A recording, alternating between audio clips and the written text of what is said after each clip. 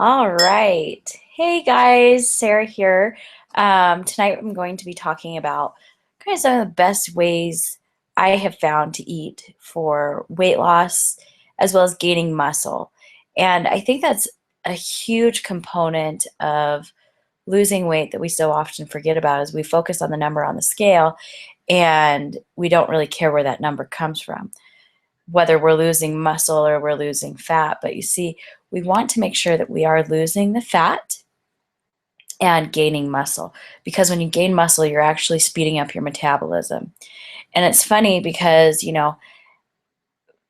6 years ago, I was 123 pounds and I wore a size 2.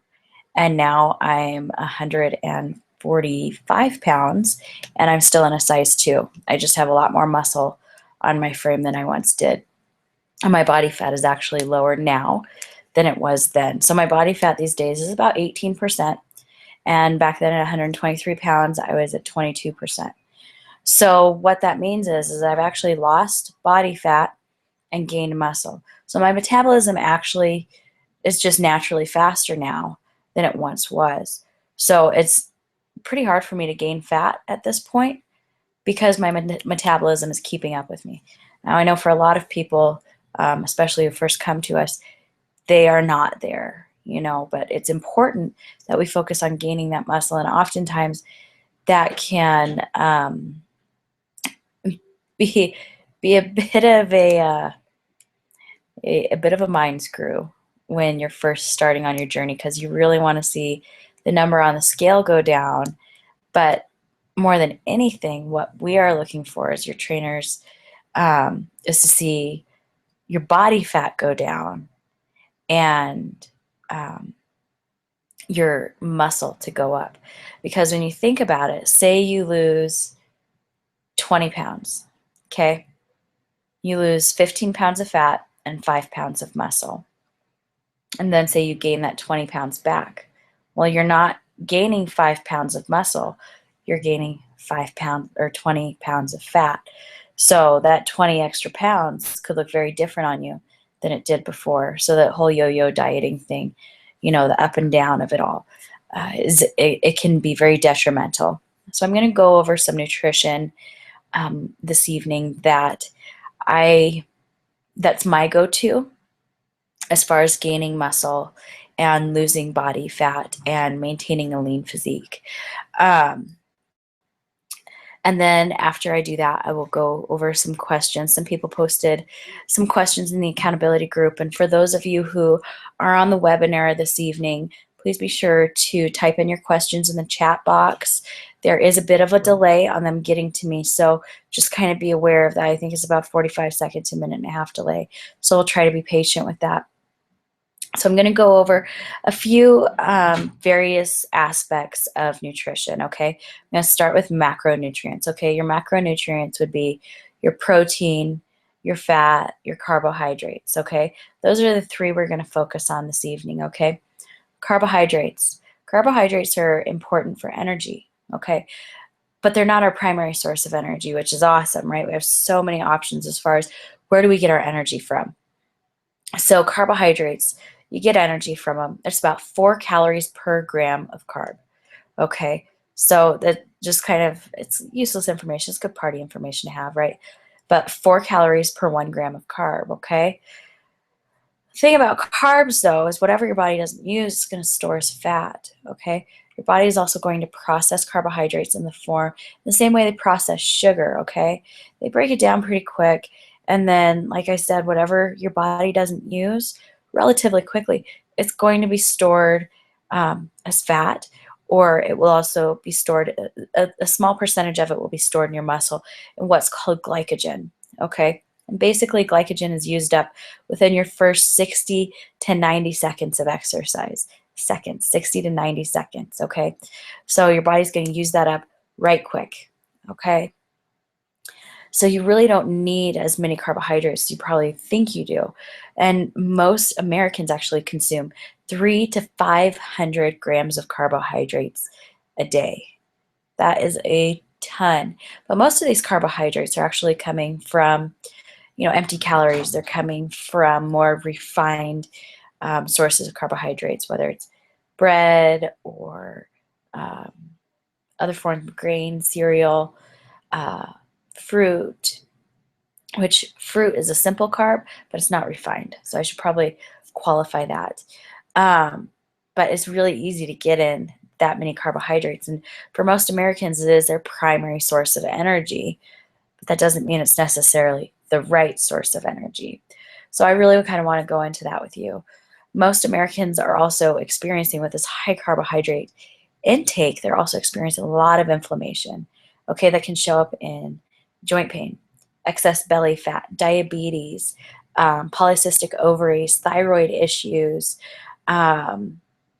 lower back pain, water retention, stomach and GI issues. Okay, so I mean, those things can all show up because of excess carbohydrate consumption. And it's actually something that's called carbohydrate intolerance. So you want to make sure that you're really moderating how much you're consuming. I can tell you the amount of carbs that I consume today as opposed to 2 years ago is significantly, significantly less.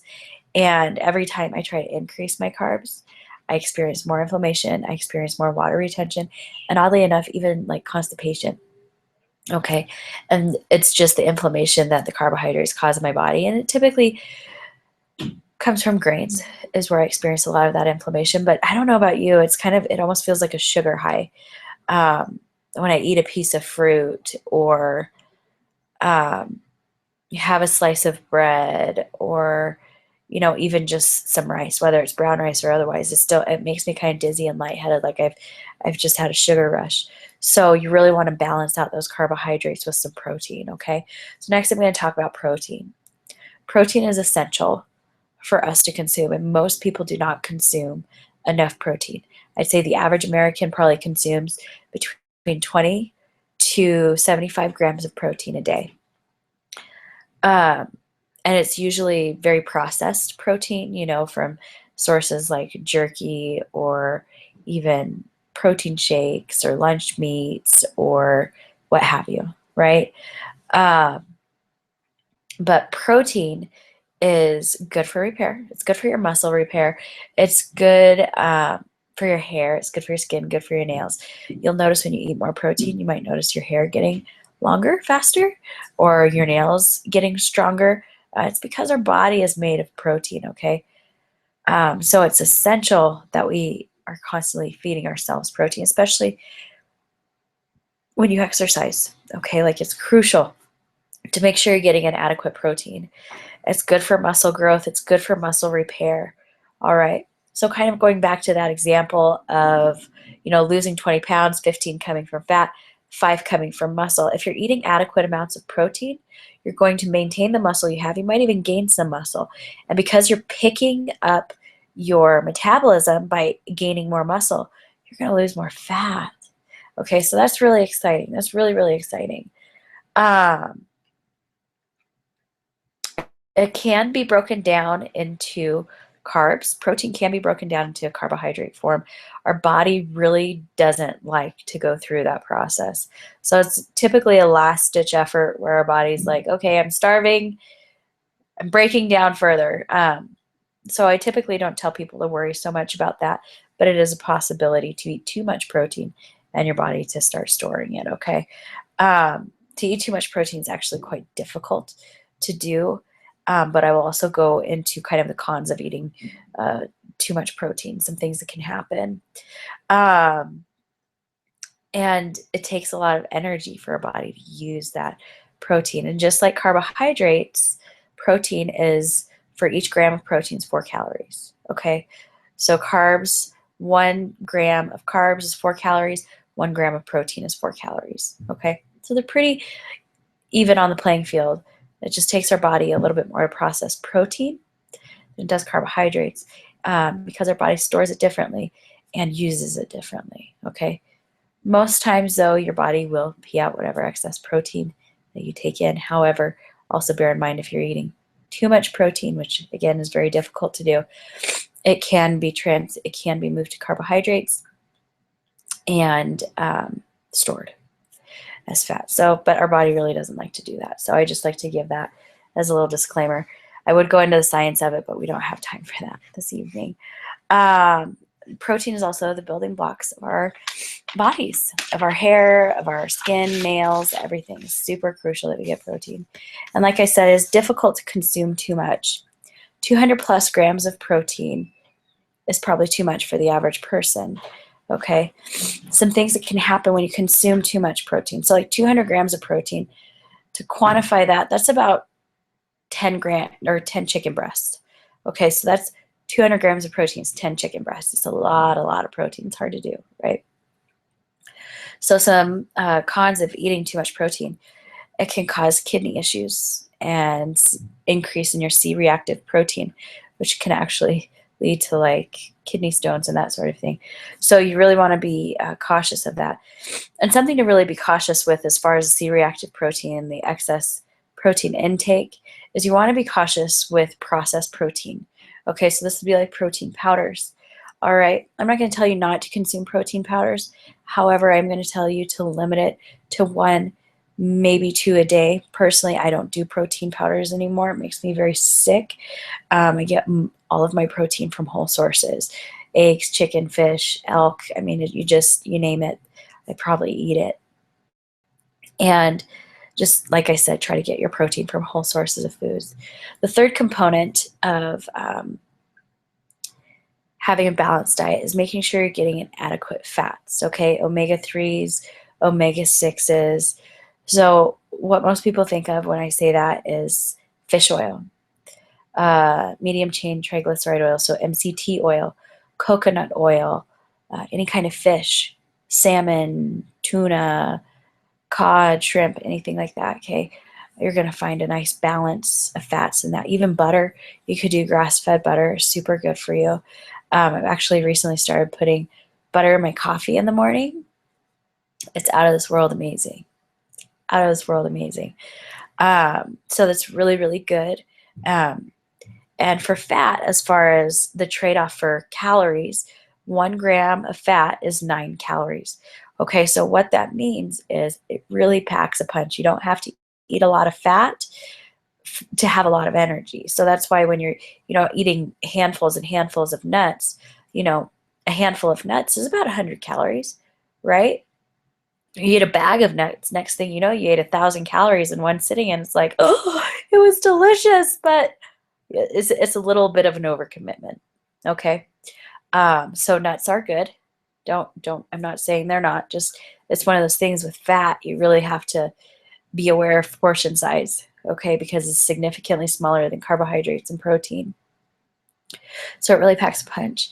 Fat is really good for your brain and your nervous system, and it can also be very anti-inflammatory.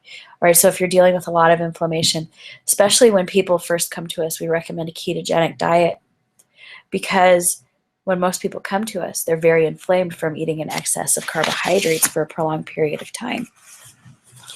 And so we recommend going on a ketogenic diet, which basically what that is, is a low carbohydrate, moderate to high protein with a lot of veggies, okay, because it's going to reduce the amount of inflammation within your body, which is going to help your body release fat and release toxins.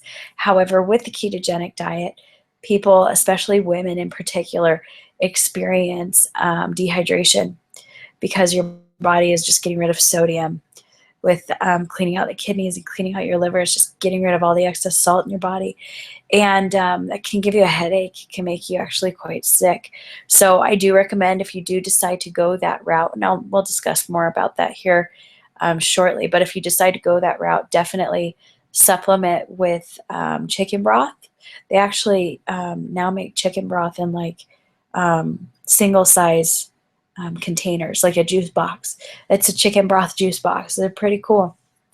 So those are good. And that can actually help with your electrolytes, help with your sodium levels.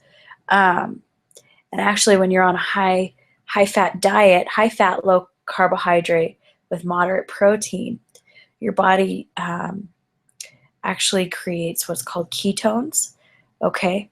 And it was once believed that you had to have carbohydrates for proper neurological function, for your brain to work the way it's supposed to work. But you see, ketones act as, I guess, a bridge between your fat and your brain, and it actually reroutes those metabolic pathways so that your body is actually using fat instead of carbs for energy, as well as food for your brain, so things work the way they're supposed to.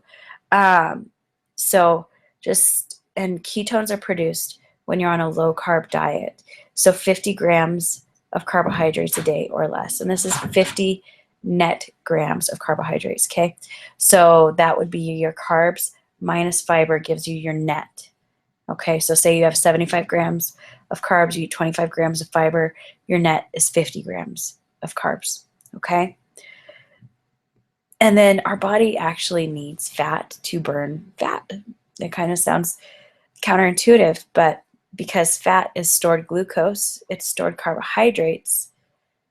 When we consume more fat and less carbohydrates, it actually makes our body more capable of mobilizing that fat.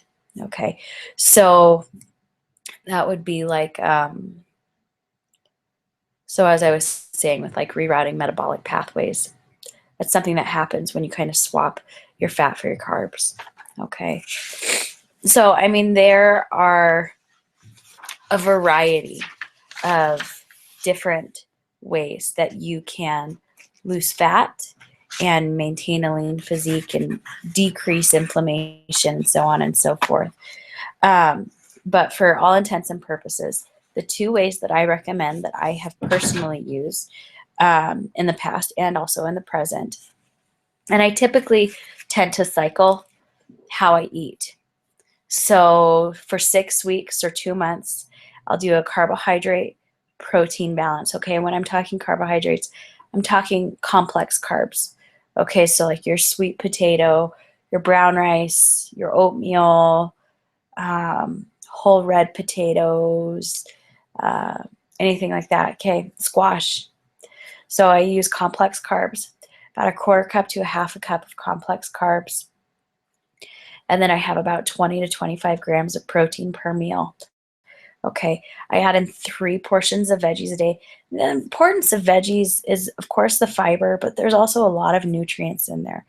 And you can eat a ton of veggies and get like nothing as far as um, calorie intake, which is awesome. So you feel fuller longer, which I don't know about you. I like to get really, really full with food. Not quite to the point where I feel like I'm going to burst, but I like that full feeling. I like what that feels like. So veggies really help to fill me up and not keep me fluffy, right? Another thing you can do, and this is another way that I eat, and I'm currently eating right now, is do a fat protein balance. I eat about, at this point in time, I'm eating between 20 and 50 grams of carbs a day, and I'm getting most of my energy from fat and protein. And then, of course, I get 3 veggies a day, all right, minimum of 3 servings of veggies a day. And that's breakfast, lunch, and dinner, snack, lunch, and dinner, or snack, lunch, snack. However you want to get it in, just make sure you're getting in some good veggies, okay? So the importance of the carbohydrate protein combination is you're going to get some good muscle growth, okay? And it's going to give you enough energy to get rid of the fat, to get through your workouts. I mean, it's good. It's really good. However, if you are someone who is struggling with inflammation, and, you know, inflammation could be joint pain, it could be excess body fat, all the things we talked about earlier. Maybe you have a thyroid issue or diabetes or anything like that. I highly recommend that you look into doing a fat, protein, veggie balanced diet. And you really want to reduce that inflammation before you start adding more carbs in, because it's because of all the excess carbs you've consumed over time that have gotten you to that excess, to have gotten you to the inflammation, right? So some things I've also noticed about doing a more ketogenic diet with higher fat, lower carb, is I have better mental clarity. I have better energy after the first 3 days of kind of transitioning and rerouting those metabolic pathways. And you actually do see some muscle growth. There's been lots and lots of studies done because the scientists wanted, old school says you got to have carbs and you got to have protein together. Well, new studies have come out within I'd say the recent 10 years, where they've tested, the difference between carb adapted and fat adapted athletes. And they perform the same. One doesn't perform more than the other. One typically isn't leaner than the other, but the inflammation can definitely be decreased in the fat adapted athletes. So coming in, I do recommend that you just make a few of those changes and do a higher fat diet. And if all else fails, it's good to try something. At least then you know if you like it or you don't, right?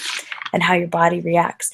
But I do recommend trying a new program for at least 3 weeks before throwing in the towel, as far as like what to eat, how to eat, all that good stuff. I do recommend about 1 gram of protein per pound of body weight. Okay, you can go as low as 0.8 grams of protein per pound of body weight. Okay, so if you're 120 pounds, you want to be between 100 to 120 grams of protein a day. All right. As far as carbohydrates, if you're doing a higher carbohydrate, like a protein carbohydrate balance, you want to be around 120 grams of carbs to 120 grams of protein. Okay, so that's your ratio, 1-to-1 ratio. Or you can do a carbohydrate to protein. So that would, or a fat to protein. So typically what I recommend is, about 35 to 40% from fat, 20 to 25 from carbs, 20 to 25% from carbs, and the remainder coming from your protein. Okay, so your protein will be a little lower, but I think you'll notice that you're still able to lose fat, which is actually pretty cool, but it doesn't come at the cost of muscle loss because of the ketogenic process that does happen within that. Do I have any questions on those things, guys? I see we have a few people on here. If you guys have any questions, please feel free to type them in the chat box.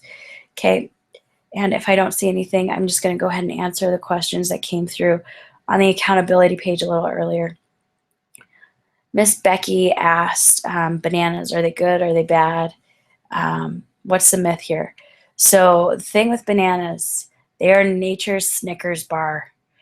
They are really good for you. They're a good source of potassium, but they're also a good source of fat, and they're a good source of carbohydrates. And I think when you look at bananas, you really have to look at where they're grown and the people in that area, and why they would need those nutrients and such a high caloric punch. They come from a jungle, right? Bananas are grown in the jungle, very hot climate. And, so it's important that those people who live in those areas have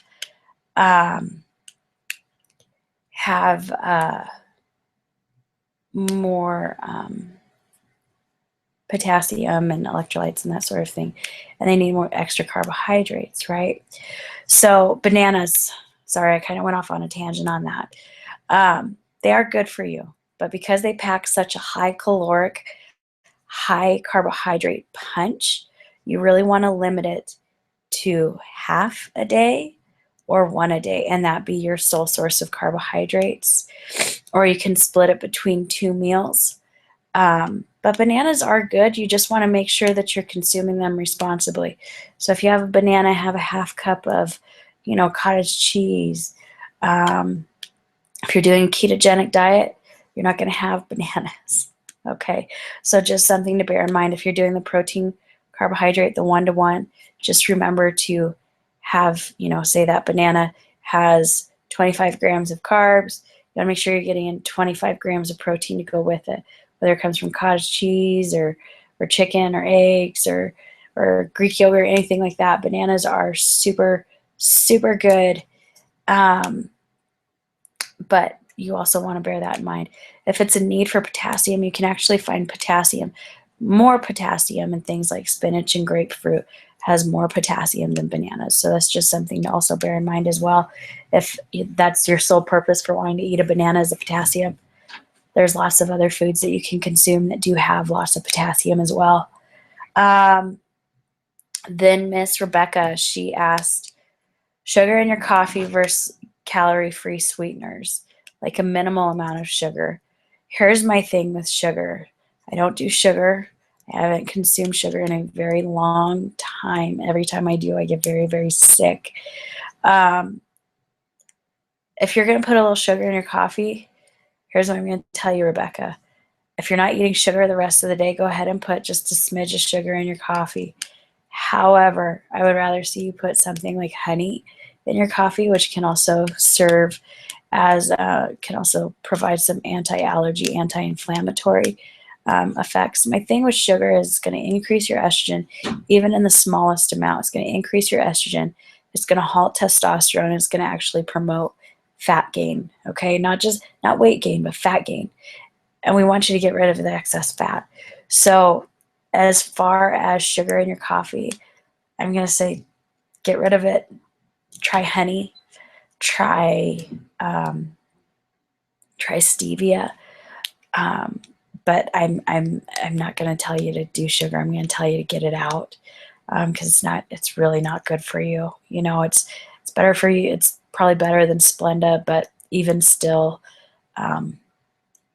most sugar is so genetically modified at this point. It's really, really not good for you. And you're probably getting in sugar in other parts of your day from other foods and you don't even realize it. So I'm going to tell you, nix the sugar. If you can't drink your coffee without sugar, get rid of the coffee. It's okay. It's okay. Miss Krista asked, so if I weigh 230 pounds, I need to consume 230 grams of protein per day. What I'm going to have you do, actually, Miss Krista, is I want you to go off your lean body mass. So what that is you take your weight times your body fat percentage. Okay, so say you're at 230 pounds and you've got 38% body fat. So let me get my calculator out here and I'll figure it out for you, okay?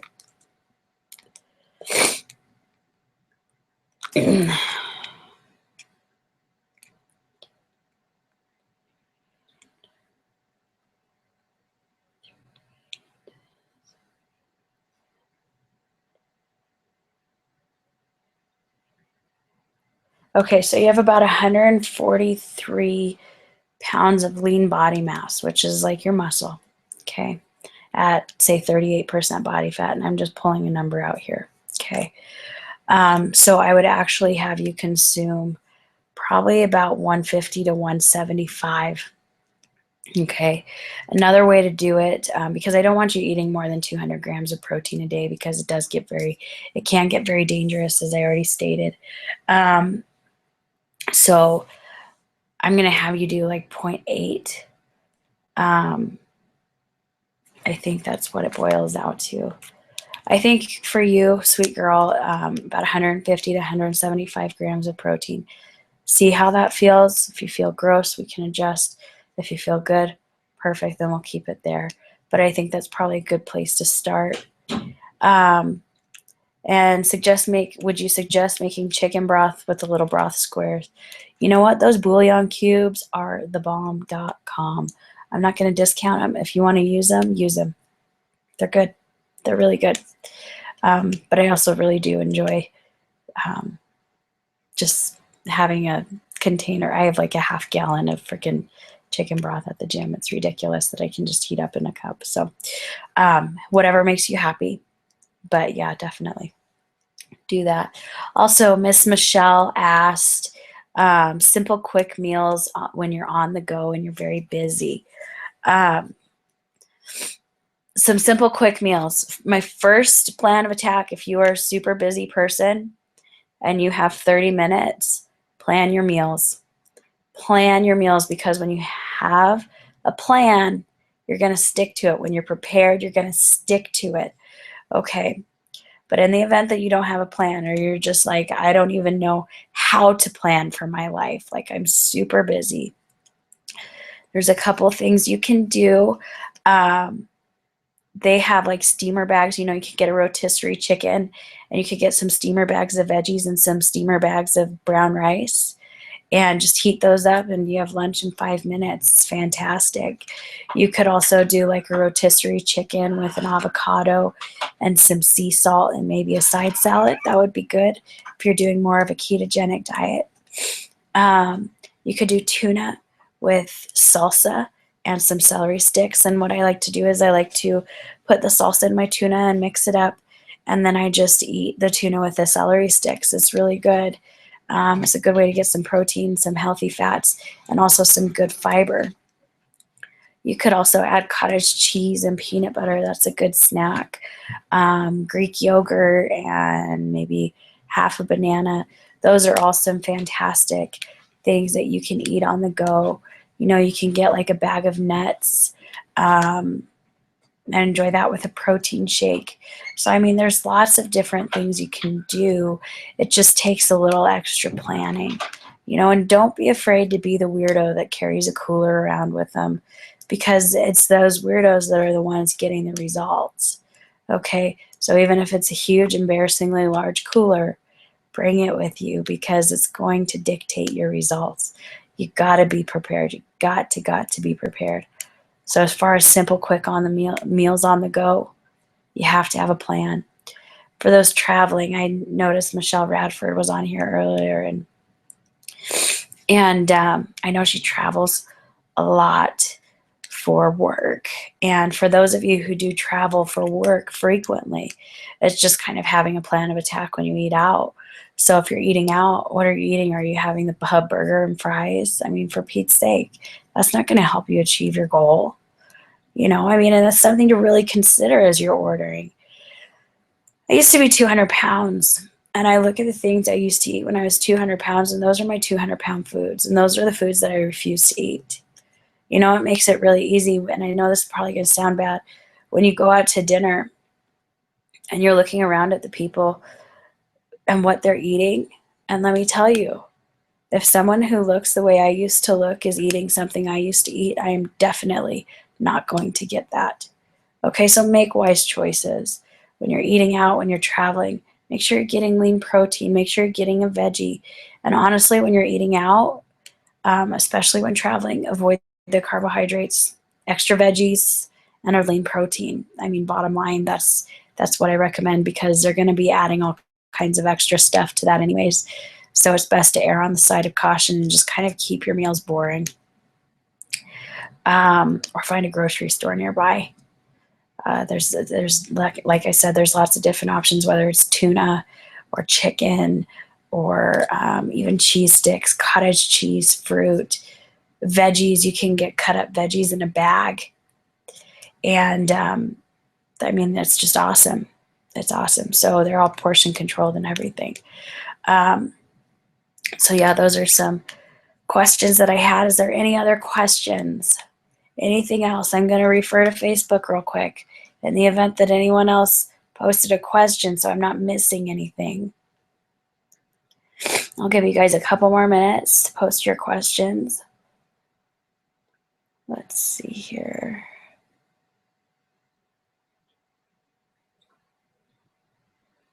Nope. All right. No other questions. So, oh, here we go. Has anyone noticed a change in their emotions since starting eating healthy and exercising? I feel much more emotional since starting this program. Well, Krista, let me tell you something, sister. Losing weight and exercising and embarking on a healthy lifestyle journey, you gotta address the emotional issues. I can tell you that up until I decided to address my emotional issues surrounding my weight and surrounding things around me in life, I would quit every time within 3-6 weeks. I would. And the excess weight you're carrying right now is merely a symptom of what's going on here. So the fact that you have been more emotional since starting the program, write it down, journal it out, because that emotional health is actually a pretty big piece of having a healthy lifestyle. It's a huge, huge piece. And it could also have a lot to do with detoxing your body of all the junk that you've been consuming for so long. And that can be a big piece of it too, which might also be why you feel more emotional. I know that we discussed that you were looking and getting or wanting to get pregnant. You might want to take a test, make sure you're not, because that could also have a lot to do with your extra emotions. But yeah, the emotions, oh sister, it really is just a piece of the journey. It really is. And if I could recommend anything to you, it would be to journal and journal through those emotions and address them. Don't try to stuff them down. Don't try to ignore them. Face them head on, and you'll notice a difference. Face them head on with the intent of tackling them, because you can. You can. I mean, the emotional struggle you're going through, it's normal. I wish I could say you're somehow weird, or you're the first person I've ever known who's experienced that. Well, I worked with hundreds of people, if not thousands, over the years. And I can tell you in that time, the ones who are the ones who address the emotional issues are the ones who are the most successful. So I do recommend getting a journal. If you need to set up a coaching appointment, set up a coaching appointment. If you need to get on the phone, get on the phone. A book I would recommend to kind of help you work through all that stuff, it's called Transformation. It's by Bill Phillips. And it's actually the assignments I did when I lost all 70 pounds that has helped me to keep it off.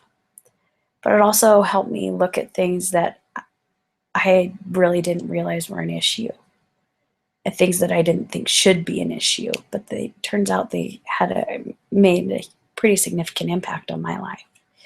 So Transformation by Bill Phillips is a phenomenal book. I recommend it to everyone. There's 18 chapters, and you can just do one chapter a week. Some chapters you'll spend more than a week on. But I think just taking the time to be intentional, to face those demons head on, and not just hide them away again and again and again, because all you're doing is hurting yourself by hiding them away. And, handle it. It's okay to cry. It's okay to get frustrated. It's totally normal. You're human. Welcome to the experience. It's a joyous one. You're doing great, sweet girl. I'm very proud of you. Does anyone have any other questions? I know we have a few more people on here. I just want to make sure. We got Kathy and Michelle on here. Just want to make sure you guys don't have any questions, anything I can cover.